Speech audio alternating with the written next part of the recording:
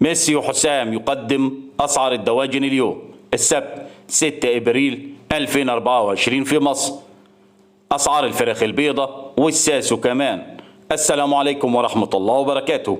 أهلا وسهلا بكم أصدقائي المتابعين للقناة. لو لسه بتشوف القناة لأول مرة فضلا وليس أمرا اعمل لايك للفيديو واعمل اشتراك للقناة. سعر البط البلدي في المزرعة سجل 120 جنيه للكيلو. سعر البط الفرنساوي في المزرعة سجل 70 جنيه للكيلو. ولا تنسوا الصلاة على سيدنا محمد صلى الله عليه وسلم واشتراككم في القناة شرف لنا. سعر البط المسكوفي في المزرعة سجل 90 جنيه للكيلو.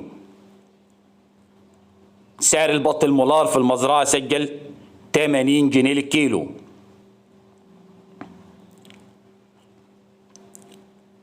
سعر الديك الرومي الأبيض في المزرعة سجل 120 جنيه للكيلو.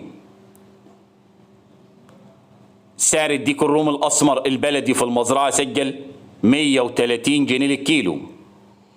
أما بالنسبة لأسعار الفراخ البيضة في المزرعة فسجلت اليوم أعلى سعر 91 وسعر التنفيذ 90 جنيه وفي المحلات 98 جنيه للكيلو.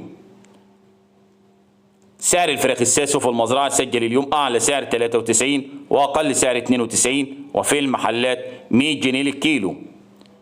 سعر الأرنب اليوم في المزرعة سجل 110.